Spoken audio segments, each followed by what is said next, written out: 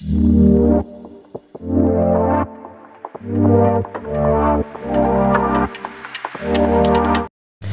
The lord. హల్లెలూయా. ఈ దినమునకు ఏర్పాటు చేయబడిన వాక్య భాగము, ఇదిగో నేను ఆదుకున్న నా సేవకుడు, నేను ఏర్పరచుకున్న వాడు, నా ప్రాణమునకు ప్రియుడు.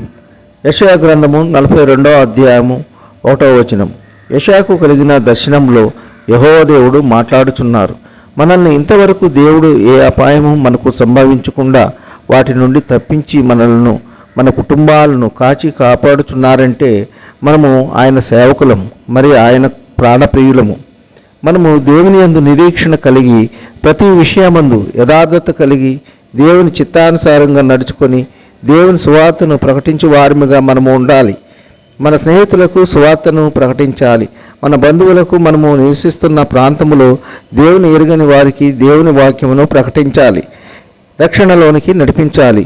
వారికి మారు మనసు పొందుకునేలా వారికి సువార్తను అందించాలి. చెడ్డ మార్గంలో వెళ్లకుండా మంచి మార్గంలో, యేసయ్య మార్గంలో నడుచుకునేలా బోధించాలి. ఇలా చేసినప్పుడు మనము దేవునికి ఇష్టలుగా ఉంటాము. దేవుని కృప మనకు తోడుగా ఉంటుంది. ఈ కొద్ది మాటలు దేవుడు దీవించునుగాక. ఆమేన్. ప్రార్థన. కృపగల దేవ, గొప్ప దేవ, సర్వ సృష్టిని నోటి మాట సృష్టించిన గొప్ప దేవ, మీకు వేలాది వందనాలు స్తుతులు చెల్లించున్నాము తండ్రి. అయ్యా, ఈ వేకువనే లేచి మీ యొక్క వాక్యం వినటానికి సిద్ధపడిన బిడ్డలను దీవించండి, ఆశీర్వదించండి. వారు ఆశించిన ప్రతిఫలము దయచేయండి. మీ అందరూ విశ్వసించి మీ చిత్తము చొప్పున నడుచుకునే వారిగా మేము ఉంటే మాకు ఏ కొదువ ఉండదు తండ్రి.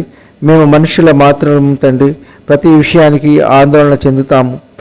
మీ యొక్క వాక్యము చే బలపడిన వారమైతే ఏ సమస్య ఎదురైనా మేము ధైర్యముగా ముందుకు వెళ్ళగలము.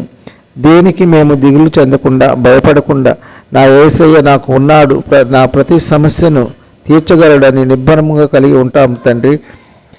మీ యొక్క అడుగుజాడలలో మీ వాక్యానుసారంగా మేము నడుచుకున్నప్పుడు మీ సేవకులుగా మమ్మల్ని ఏర్పాటు చేసుకుంటాము అన్నారు తండ్రి.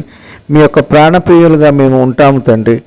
మీకు ఇష్టముగా ఉన్నప్పుడు మాపై కృప చూపించి మా పట్ల అద్భుత కార్యములు జరిగించగలరని ప్రభువైన యేసుక్రీస్తు పేర వేడుకుంటున్నాము తండ్రి.